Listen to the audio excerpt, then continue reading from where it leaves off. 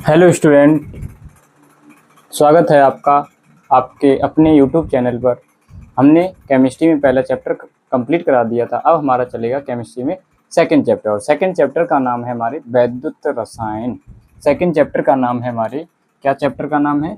वैद्युत रसायन। अब इसके अंतर्गत क्या आता है? वैद्युत रसायन।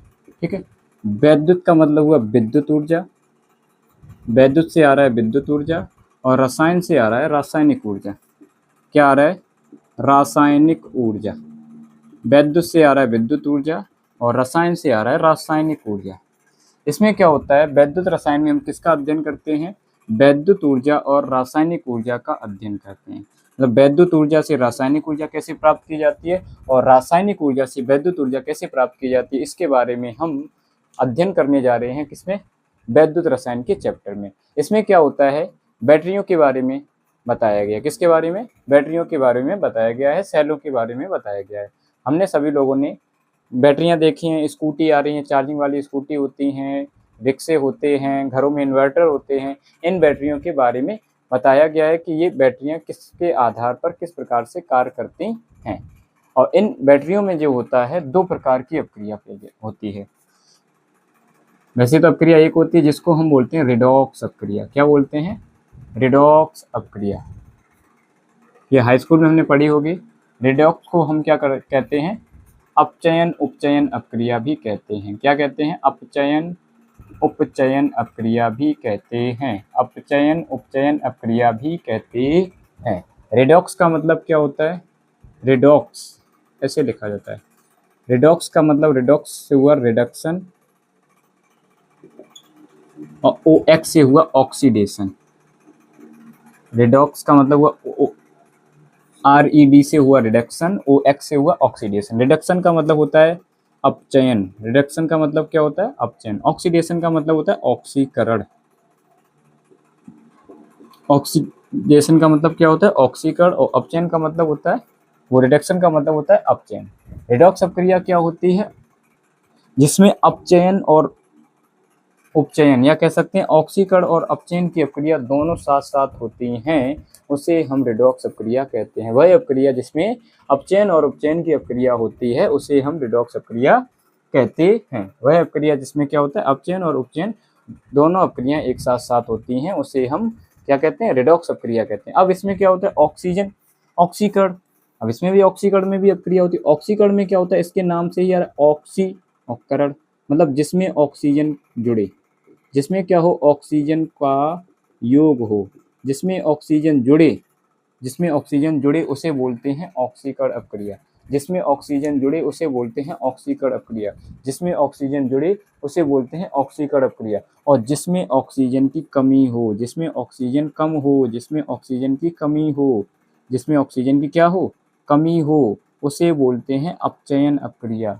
उसे क्या बोलते हैं? अपचयन अपक्रिया। जिसमें ऑक्सीजन जुड़ती है उसे हम बोलते हैं ऑक्सीकरण अपक्रिया। और जिसमें ऑक्सीजन कम होती है, जिसमें ऑक्सीजन कम होती है उसे हम बोलते हैं अपचयन अपक्रिया। जिसमें ऑक्सीजन जुड़ती है उसे हम बोलते हैं, क्या बोलते हैं?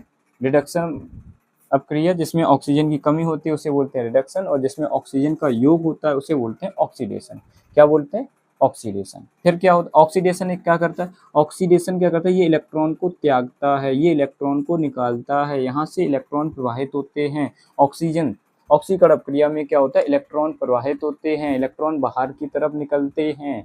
ऑक्सीडेशन में क्या होता है? इलेक्ट्रॉन बाहर की तरफ निकलते हैं। और रिडक्शन क्या होता है? ये इलेक्ट्रॉनों को ग्रहण करता है, ये इलेक्ट्रॉनों को ग्रहण करता है, ये इलेक्ट्रॉनों को क्या करता है? ग्रहण करता है। ऑक्सीकरण अपक्रिया क्या होती है? जो इलेक्ट्रॉनों को त्याग देती है उसे हम कह सकते हैं वो ऑक्सीकरण अपक्रिया। और जो इलेक्ट्रॉनों को ग्रहण करती है उसे हम बोलते हैं रिडक्शन अपक्रिया।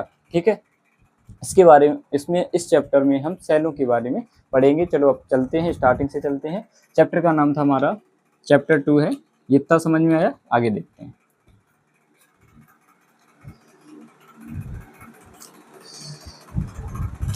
चैप्टर है हमारा चैप्टर 2, जिसका नाम है वैद्युत रसायन। वैद्युत रसायन, जिसका नाम है वैद्युत रसायन। देखते हैं वैद्युत रसायन क्या होती है। वैद्युत रसायन की परिभाषा देखेंगे क्या होती है, क्या लिखेंगे, रसायन विज्ञान की वह शाखा, रसायन विज्ञान की वह शाखा जिसके अंतर्गत रसायन विज्ञान की वह शाखा जिसके अंतर्गत क्या किया जाता है, रसायन विज्ञान की वह शाखा जिसके अंतर्गत क्या करते हैं, वैद्युत ऊर्जा को रासायनिक ऊर्जा में और रासायनिक ऊर्जा को वैद्युत ऊर्जा में परिवर्तन करने के बारे में जानकारी प्राप्त करना ही वैद्युत रसायन कहलाता है। तो क्या रसायन विज्ञान की वह शाखा जिसके अंतर्गत क्या करते हैं, रासायनिक निकायों के द्वारा, किसके द्वारा, रासायनिक निकायों के द्वारा, रासायनिक निकाय मतलब रासायनिक उपकरण कह सकते हैं, रासायनिक निकायों के द्वारा क्या होता है, वैद्युत या कैसे वो विद्युत कहेंगे, विद्युत ऊर्जा से रासायनिक ऊर्जा, विद्युत ऊर्जा से क्या होता है, रासायनिक ऊर्जा तथा रासायनिक ऊर्जा से विद्युत ऊर्जा के उत्पादन का अध्ययन करना, के उत्पादन का अध्ययन करना वैद्युत रसायन कहलाता है, वैद्युत रसायन कहलाता है।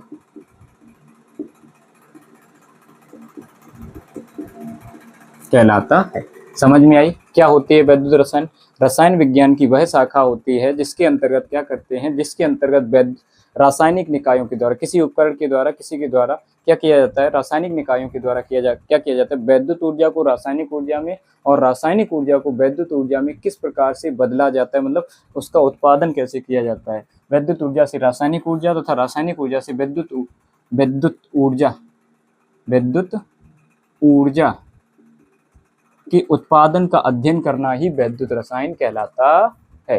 क्या है, ऊर्जा को क्या था, रसायन विज्ञान की वह शाखा जिसके अंतर्गत रासायनिक निकायों द्वारा विद्युत ऊर्जा से रासायनिक ऊर्जा और रासायनिक ऊर्जा से विद्युत ऊर्जा के उत्पादन का अध्ययन करना ही वैद्युत रसायन कहलाता है। अब इसमें पहली हमारी, इसके बाद दूसरी हेडिंग आती है हमारी, इलेक्ट्रोड क्या होते हैं। इस चैप्टर में होता है इलेक्ट्रोड, एक टॉपिक है, इलेक्ट्रोड क्या होते हैं, इलेक्ट्रोड क्या होते हैं, इलेक्ट्रोड क्या होते हैं समझेंगे।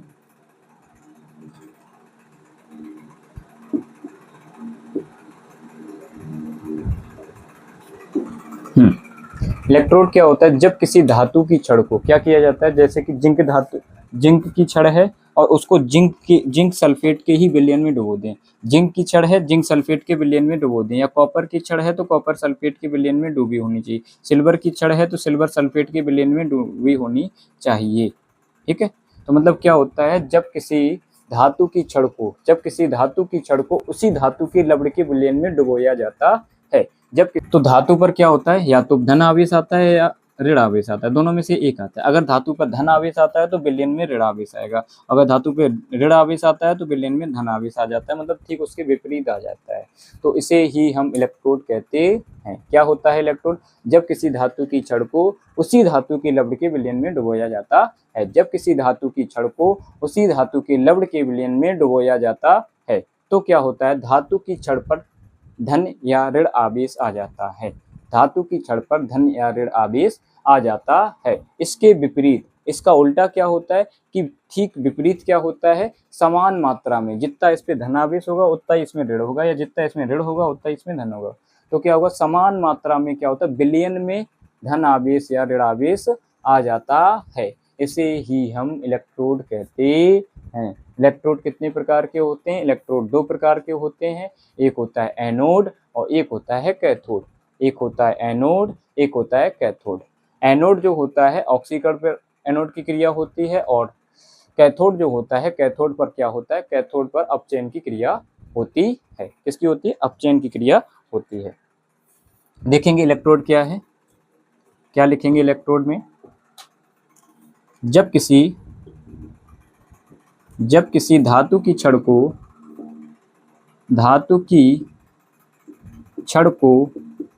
उसी धातु के उसी धातु के लवण के विलयन में डुबोया जाता है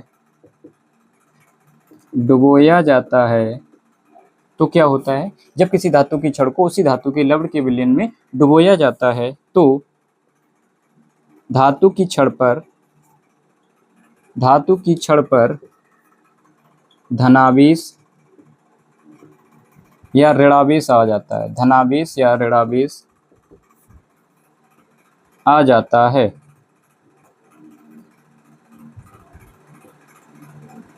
इसके विपरीत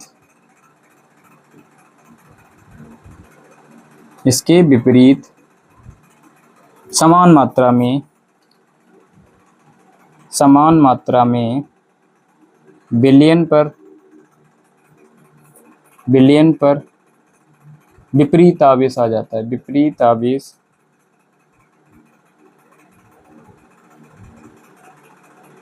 आ जाता है। उसे इलेक्ट्रोड कहते हैं। क्या कहते हैं? इलेक्ट्रोड कहते हैं। क्या है, जब किसी धातु की छड़ को उसी धातु के लवण के विलयन में डुबोया जाता है तो धातु की छड़ पर धन या ऋण आवेश आ जाता है तथा इसके विपरीत क्या होता है, समान मात्रा में क्या होता है, उसके विपरीत ऋणावेश या धनावेश आ जाता है, उसके विपरीत आवेश आ जाता है। विपरीत आवेश का मतलब अगर धनावेश होगा तो ऋणावेश आ जाएगा विलयन में, और ऋणावेश होगा तो धनावेश आ जाएगा। तो विपरीत आवेश आ जाता है, उसे ही हम क्या कहते हैं, उसे ही हम इलेक्ट्रोड कहते हैं। इलेक्ट्रोड कितने प्रकार के होते हैं? इलेक्ट्रोड दो प्रकार के होते हैं, एक होता है एनोड और एक होता है कैथोड। इलेक्ट्रोड कितने प्रकार के होते हैं? लिखेंगे, इलेक्ट्रोड दो प्रकार के होते हैं, इलेक्ट्रोड दो प्रकार के होते हैं, इलेक्ट्रोड दो प्रकार के होते हैं। नंबर एक होता है एनोड, नंबर दो होता है कैथोड। नंबर एक होता है एनोड, नंबर दो होता है कैथोड। इलेक्ट्रोड कितने प्रकार के होते हैं? दो प्रकार के होते हैं, एक होता है एनोड और एक होता है कैथोड।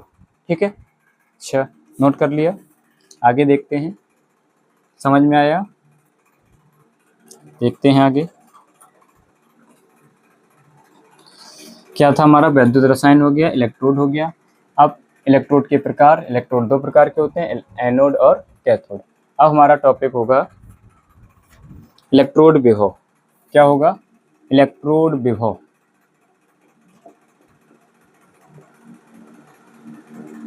इलेक्ट्रोड विभव क्या होता है, क्या समझेंगे?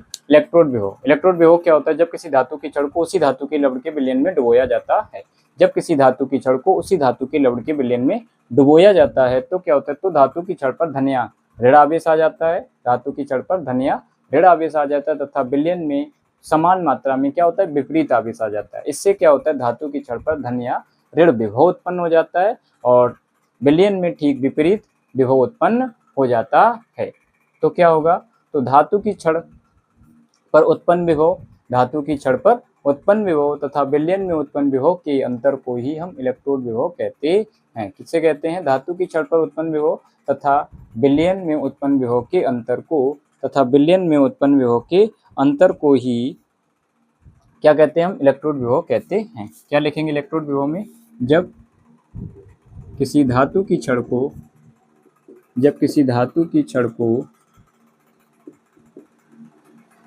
उसी धातु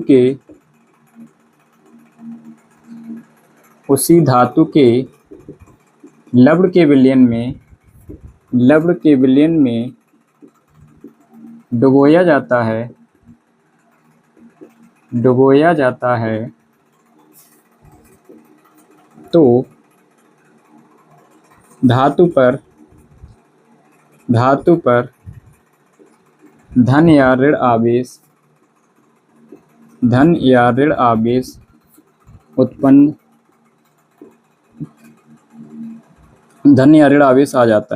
आ जाता है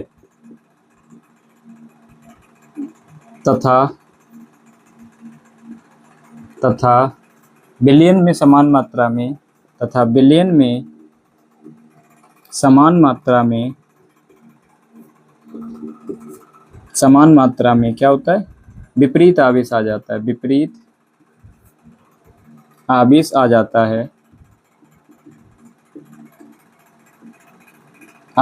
है, इससे क्या होता है, इससे धातु में ऋण या धन विभव उत्पन्न होता है। धातु में धन या ऋण विभव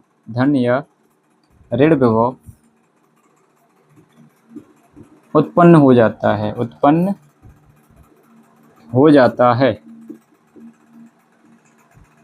तथा विलयन में विपरीत विभव उत्पन्न हो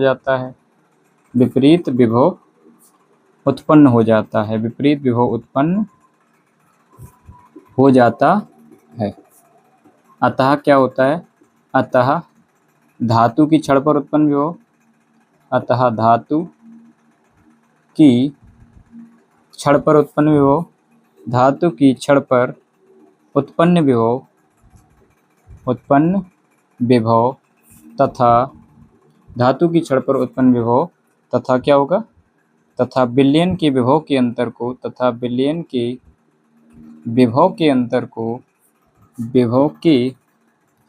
को, क्या कहते हैं, विभव के अंतर को इलेक्ट्रोड विभव कहते हैं। क्या कहते हैं, इलेक्ट्रोड विभव कहते हैं। ठीक है, समझ में आया, नोट कीजिए। फिर इसके बाद चलेंगे अगले टॉपिक पे, नोट कीजिए जल्दी। हमारा क्या इलेक्ट्रोड विभव टॉपिक हो गया था। अब अगला टॉपिक है मानक इलेक्ट्रोड विभव। क्या है, मानक इलेक्ट्रोड विभव। मानक इलेक्ट्रोड विभव क्या होता है, जब किसी धातु की छड़ को उसी धातु के लवण के विलयन में, लवण के विलयन के एक मोलर सांद्रता को 25 डिग्री सेल्सियस ताप पर गर्म किया जाता है। कितने ताप पर, 25 डिग्री सेल्सियस ताप पर गर्म किया जाता है। तो क्या होता है, धातु के बीच जो विभवांतर उत्पन्न होता है तथा विलयन के बीच जो विभवांतर उत्पन्न होता है, धातु के बीच उत्पन्न होता है और विलयन के बीच विभवांतर उत्पन्न होता है, इन दोनों के ही अंतर को हम क्या कहते हैं, मानक इलेक्ट्रोड विभव कहते हैं। क्या कहते हैं, मानक इलेक्ट्रोड विभव कहते हैं। चलो देखते हैं परिभाषा क्या है। देखेंगे, जब किसी धातु की छड़ को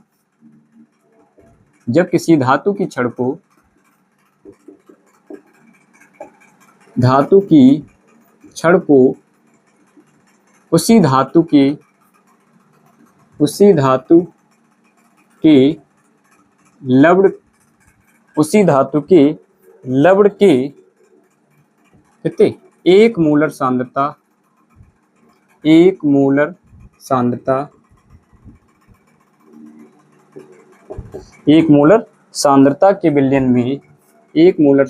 के विलयन में क्या किया जाता है, 25 डिग्री सेल्सियस ताप पर, 25 डिग्री सेल्सियस, इसको हम 298 केल्विन भी बोलते हैं, 25 डिग्री सेल्सियस ताप पर डुबोया जाता है।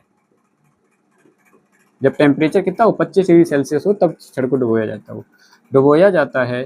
तो छड़ पर उत्पन्न विभवांतर, धातु की छड़ पर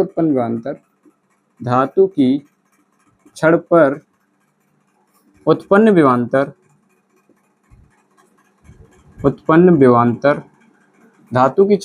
विभवांतर तथा विलयन के मध्य उत्पन्न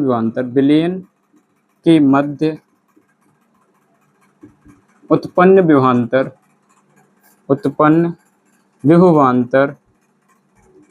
के अंतर को मानक इलेक्ट्रोड विभव कहते हैं। मानक इलेक्ट्रोड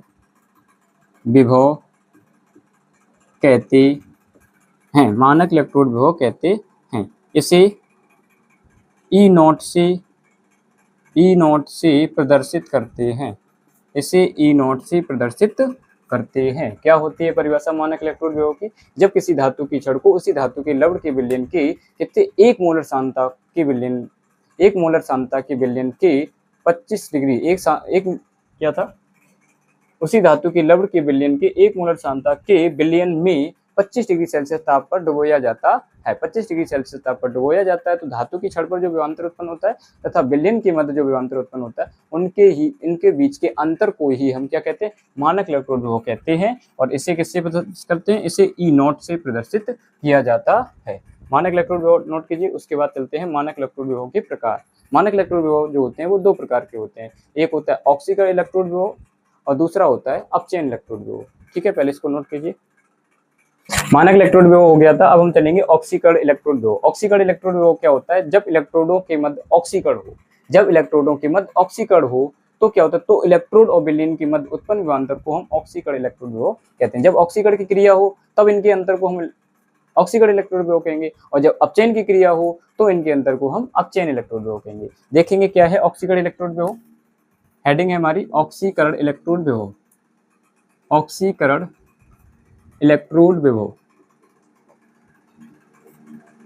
क्या होगी ऑक्सीकरण इलेक्ट्रोड विभव, जब इलेक्ट्रोड के मध्य ऑक्सीकरण होता है। क्या होता है, ऑक्सीकरण होता है तो इलेक्ट्रोड तथा विलयन के मध्य, इलेक्ट्रोड तथा विलयन के मध्य उत्पन्न विभवांतर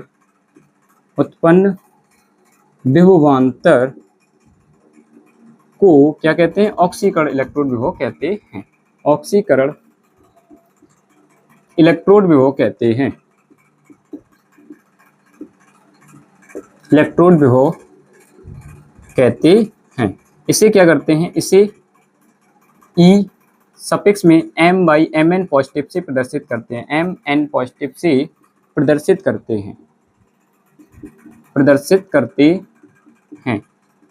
m का मतलब होता है मेटल, कोई भी मेटल ले सकते हैं। जब इसकी क्रिया कराई जाती है तो ऑक्सीकरण की क्रिया में क्या होता है, Mn2 पॉजिटिव, जितने पॉजिटिव होता है उतने ही इलेक्ट्रॉन निकल जाते हैं। जैसे अगर हम जिंक धातु ले रहे हैं, जिंक धातु में ऑक्सीकरण की अभिक्रिया होगी तो क्या होगा, Zn2 पॉजिटिव निकलेगा और जब Zn2 पॉजिटिव निकलेगा तो 2 इलेक्ट्रॉन निकल जाएंगे। तो ऑक्सीकरण इलेक्ट्रोड विभव क्या होता है, जब इलेक्ट्रोड के मध्य ऑक्सीकरण की क्रिया हो, जब इलेक्ट्रोड के मध्य ऑक्सीकरण की क्रिया हो तो इलेक्ट्रोड तथा विलयन के मध्य उत्पन्न विभवांतर को ही हम ऑक्सीकरण इलेक्ट्रोड विभव कहते हैं। इसे किससे प्रदर्शित करते हैं, इसे ई सफिक्स में m/mn पॉजिटिव से प्रदर्शित करते हैं। m का मतलब होता है मेटल, मतलब धातु। जब किसी धातु की छड़ पर क्या होता है, ऑक्सीकरण की क्रिया होती है तो इलेक्ट्रॉन निकलते हैं, बताया ना, ऑक्सीकरण में इलेक्ट्रॉन निकलते हैं और अपचयन जो होता है वो इलेक्ट्रॉन को ग्रहण करता है। तो अब अगली हेडिंग रहेगी हमारी, ये समझ में आ गई। अगली हेडिंग रहेगी अपचयन इलेक्ट्रोड विभव। क्या रहेगी, अपचयन इलेक्ट्रोड विभव। अपचयन इलेक्ट्रोड विभव।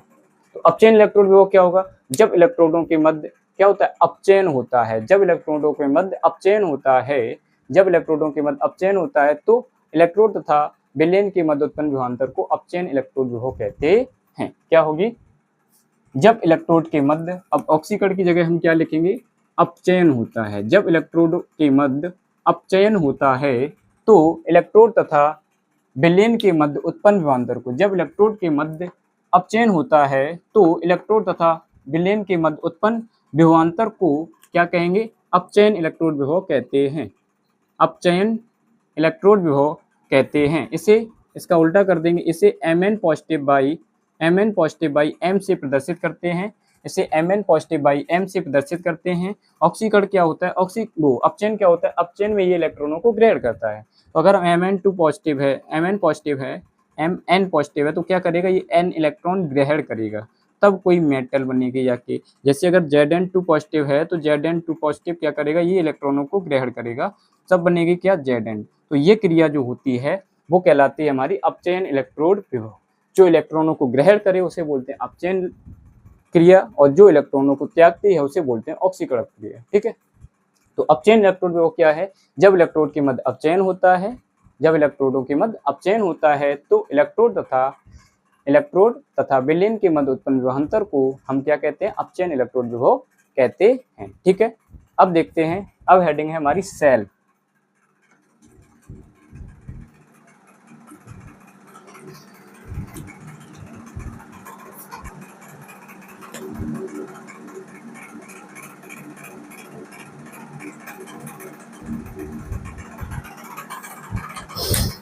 सेल क्या है, सेल सिंपल सी परिभाषा है, सेल एक ऐसी वैद्युत रासायनिक युक्ति होती है, ऐसी वैद्युत रासायनिक, ध्यान देना, एक ऐसी वैद्युत रासायनिक युक्ति होती है जिसके द्वारा, वैद्युत का मतलब वैद्युत ऊर्जा बताया था, रासायनिक का मतलब रासायनिक ऊर्जा, तो क्या है, यह एक ऐसी वैद्युत रासायनिक युक्ति होती है जिसके द्वारा क्या होता है, वैद्युत ऊर्जा को रासायनिक ऊर्जा में तथा रासायनिक ऊर्जा को वैद्युत ऊर्जा में परिवर्तित किया जाता है। वैद्युत ऊर्जा को रासायनिक ऊर्जा में और रासायनिक ऊर्जा को वैद्युत ऊर्जा में परिवर्तित किया जाता है।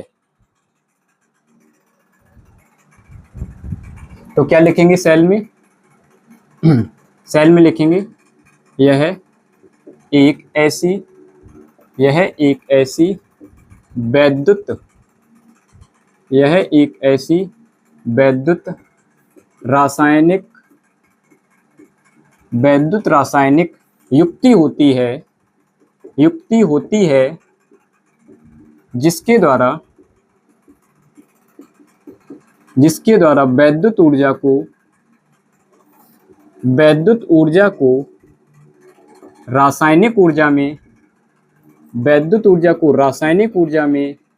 तथा रासायनिक ऊर्जा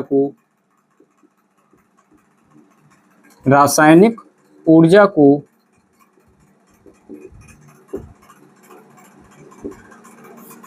वैद्युत ऊर्जा में परिवर्तित किया जाता है।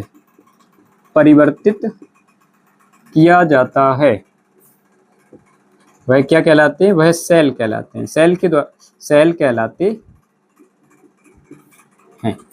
के द्वारा क्या होता है? सेल के द्वारा वैद्युत ऊर्जा को रासायनिक ऊर्जा में और रासायनिक ऊर्जा को विद्युत ऊर्जा में परिवर्तित किया जाता है, वही हमारे सेल कहलाते हैं। अब सेल को इनके आधार पर दो प्रकार से बांटा गया है। एक होता है, पहला होता है वैद्युत रासायनिक, वो वैद्युत अपघटनी सेल। सेल दो प्रकार के होते हैं, लिखेंगे सेल दो प्रकार के होते हैं। सेल दो प्रकार के होते हैं। सेल दो प्रकार के होते हैं। नंबर एक है वैद्युत अपघटनी सेल, वैद्युत अपघटनी सेल। नंबर दो है वैद्युत रासायनिक सेल। क्या है? अगली हेडिंग है हमारी वैद्युत रासायनिक सेल। इसको हम गैल्वेनिक सेल भी बोलते हैं या वोल्टीय सेल भी बोलते हैं। वैद्युत रासायनिक सेल। सेल कितने प्रकार के? सेल दो प्रकार के होते हैं। एक होता है वैद्युत अपघटनी सेल और दूसरा होता है वैद्युत रासायनिक सेल। ठीक है, वैद्युत अपघटनी सेल और वैद्युत रासायनिक सेल को अगले दिन मतलब कल बताएंगे बहुत अच्छे से। ठीक है।